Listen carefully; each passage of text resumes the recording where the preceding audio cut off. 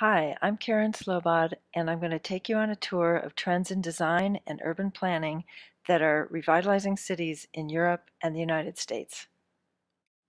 Let's check out Austin. Austin was the fastest growing large city in the US in 2019. Famous for South by Southwest and the music scene, Austin has seen growth because of the tech industry and affordability because the coasts are getting so expensive.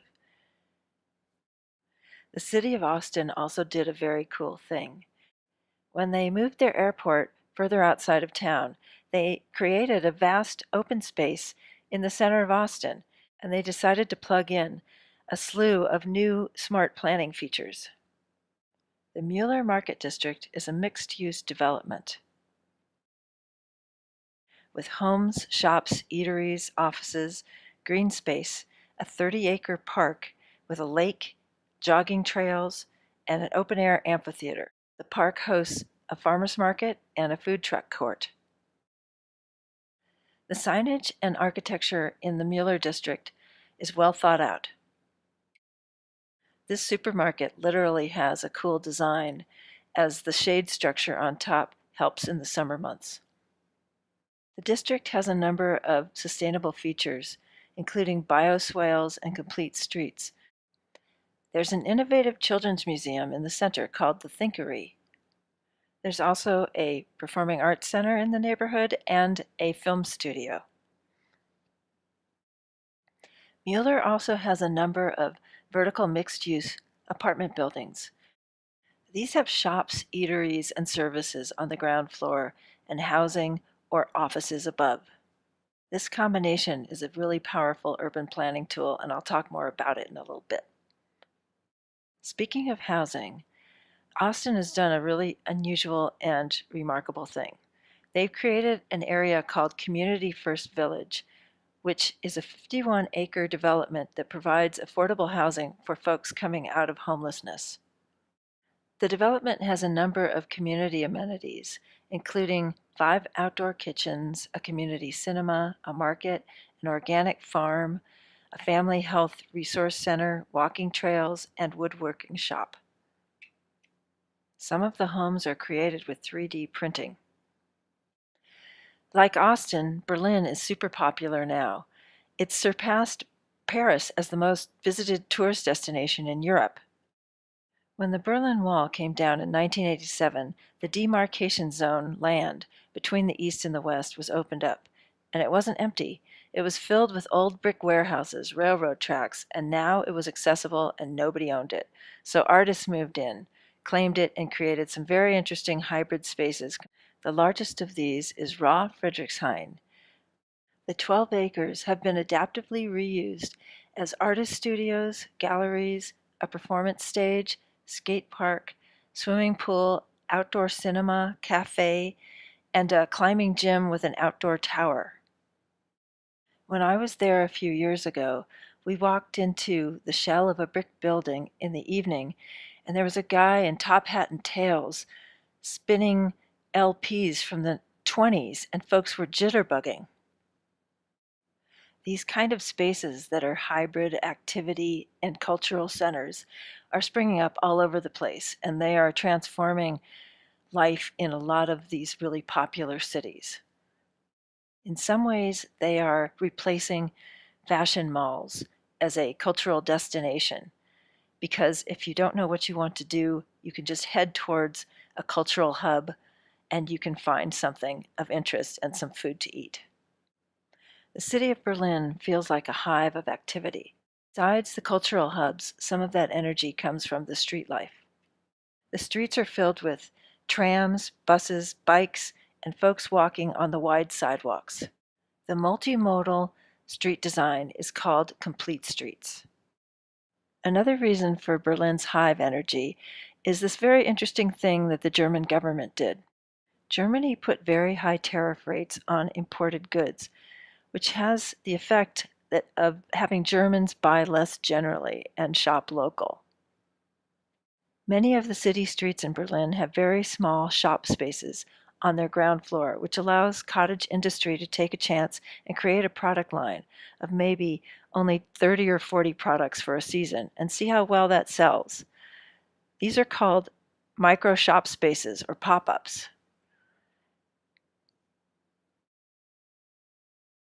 The German economy has grown in part because of the support of cottage industries and micro shop spaces. This combination also creates unique neighborhoods with a lot of character. Another city with a flourishing business model is Playa Vista. Also known as Silicon Beach, it's a sister city to Silicon Valley in California. Created with the latest in urban planning tools, it's home to a number of tech campuses.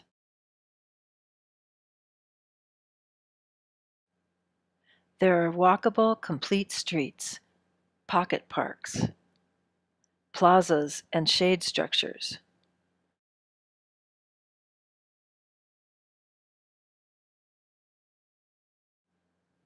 There's water-wise landscaping. There are paths and public space for sports, dog parks, outdoor performance space, nature areas, and gyms, movie theater, grocery store, services, etc. High concept architectural design, green walls, and co-working sites are also in the space.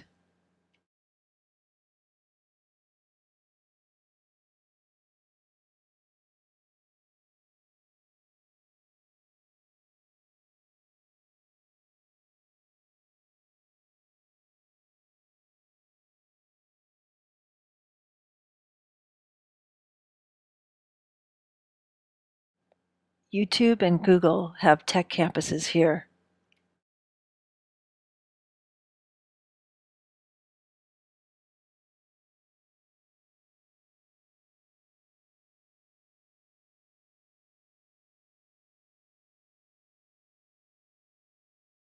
Co-work facilities offer professional workspace for startups and office amenities, plus culture. Both tech campuses and co-working spaces amp up the fun factor. The idea is if you want to attract talent and creativity, then having a space that doesn't feel like a gray cubicle, but instead is comfortable, bright, fun, and unique, you will attract talent and keep it. Often tech spaces are essentially warehouses that have been divided up in really cool ways. Instead of cubicles, flexible, discrete workspaces.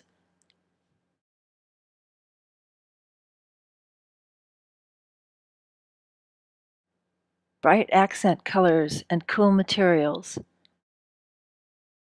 Amenities like game rooms and hangout spaces.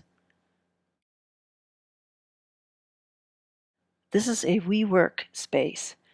WeWork has been very successful in creating co-working environments. WeWork also helps other companies create their interior office space. They create a hipster vibe by adding mid-century textiles and furniture. Speaking of mid-century design, let's go to Copenhagen.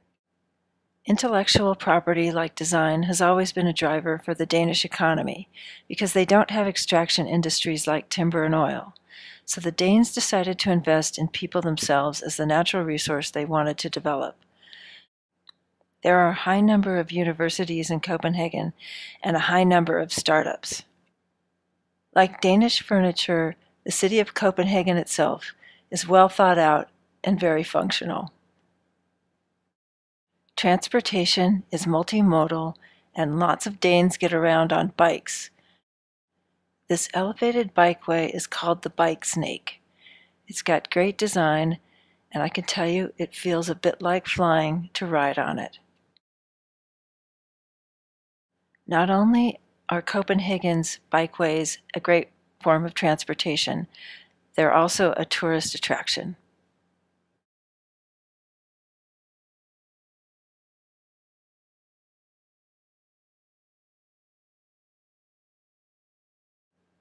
Another amenity that's popular with both locals and folks who are visiting is Torvaldhallen. The European open market was reimagined to flourish in all seasons. With the popularity of farmers markets and the local food movement, market halls are springing up everywhere. Tarvenhallen is probably my favorite. I love the design, the graphics for each of the booths, the layout. It's a really well-conceived food hall. There are actually 3 buildings now because this was such a popular venue, they expanded. One of them has children's toys and the other 2 are for dining. Market halls are like pop-up spaces for food vendors. The indoor greenhouse-like space allows vendors to sell year-round.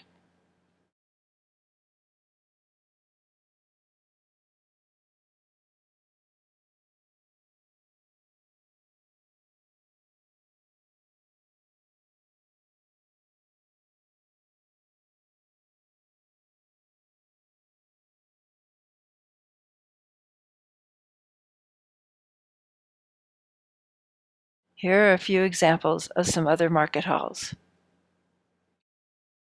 In the San Francisco Bay Area, Japan, and New Orleans.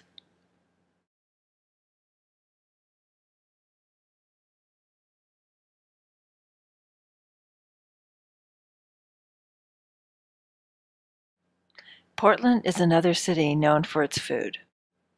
It's another hot town that everyone is moving to. Portland has a great bike culture and focus on sustainability. Here's a bar that's also a bike shop. And of course, Portland has complete streets where bikes, pedestrians, trams, and cars all have a place on the road. Here's another road feature. It's a swale to catch rainwater. Speaking of streets, Portland's Alberta Street won the Great American Main Street Award in 2019. Known as a vibrant working class and commercial district in the 1950s, Alberta suffered from the decades of disinvestment and exclusionary lending practices and became an area of high crime. Through community activism and the support of the city, Alberta Street is now flourishing again. Some of the urban planning tools that help revitalize the street include creating pocket parks and seating on the street, allowing food trucks to set up semi-permanent food courts on the vacant lots, allowing restaurants and businesses to open up without requisite parking. Rather than changing the zoning, they chose just not to enforce the parking requirements. Funding for murals and artifying the neighborhood.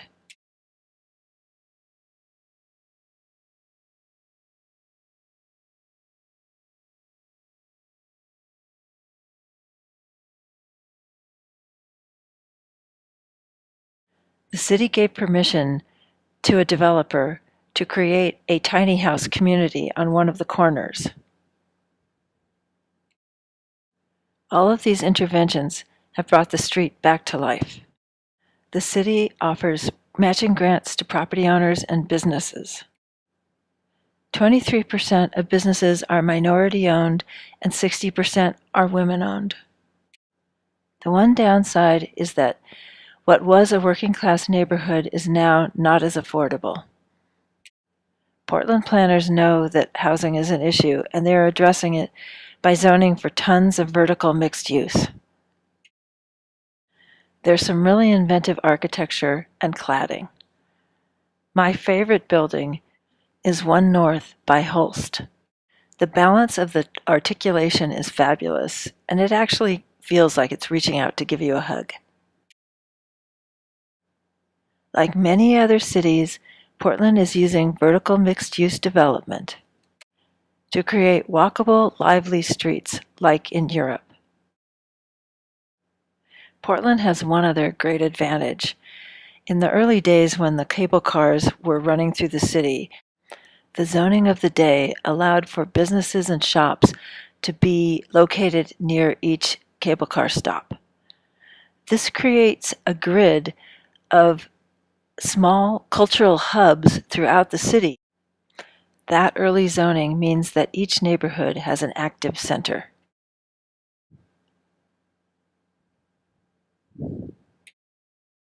including a love of the bike and multimodal transportation. With the city's rich history, there are many examples of adaptive reuse, using historic buildings for new purposes. The Lloyd's Hotel is a great example. The building was once a prison. Now it's a cultural arts center, and the inclusive hotel philosophy offers rooms from 1 to 5 stars. A number of designers and artists designed the unique rooms. The hotel hosts cultural art events. The eclectic mix of historic and contemporary design, along with the cultural hub aspect of the hotel, makes it feel exciting to be there. The hotel is a combination of 4 trends: the hybrid mix, cultural hubs, adaptive reuse, and an egalitarian philosophy.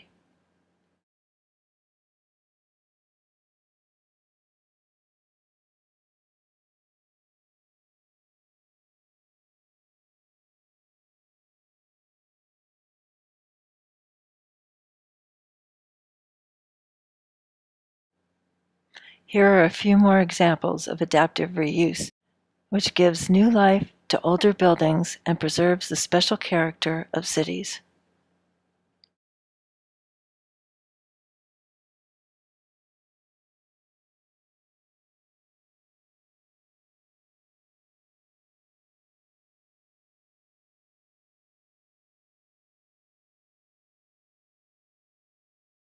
We've taken a look at some of the trends that are revitalizing cities and neighborhoods. Combining complete streets and vertical mixed use are the 2 most powerful tools because they create instant walkable neighborhoods and correct some of the zoning issues from the past. Adding cultural hubs, adaptive reuse, micro shops, inventive workspace options, affordable housing, and great design are all a recipe for creating a thriving community. This diagram can be downloaded at Articulture Design Farm. At the website, there are also tours of smart subdivision design and shop and eatery design trends.